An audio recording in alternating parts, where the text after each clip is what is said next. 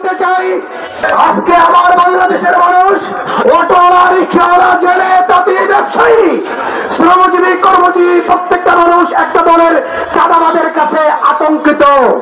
প্রত্যেকটা মানুষ আজকে নির্যাতিত, তারাও মুক্তি চায়।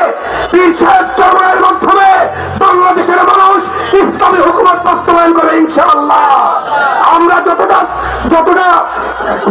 আমরা আদর্শ দেখেছি, সবচেয়ে বড় আদর্শ হলো ইসলামী আদর্শ। ইসলামী আদর্শের মাধ্যমে বাংলাদেশের মানুষ মুক্তি চায়। মানবতার মুক্তি একমাত্র ইসলামী শাসন ব্যবস্থার মধ্যে।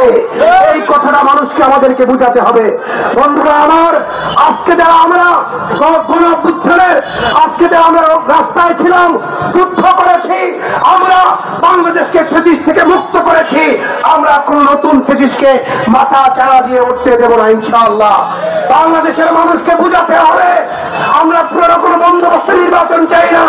আমরা দেখেছি উচ্চ আসনে, উচ্চ কক্ষে পিয়ার পদ্ধতি, তারা এটা স্বীকার করেছে। আমরা বলবো আজকে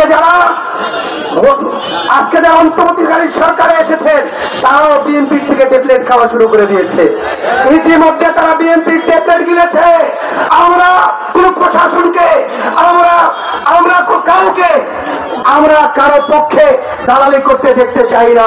বাংলাদেশে নতুন করে আমরা বাংলাদেশ করব, পুনরায় জীবন দিব, রক্ত দিব, বাংলাদেশের মানুষকে মুক্ত করে ছাড়বো ইনশাআল্লাহ।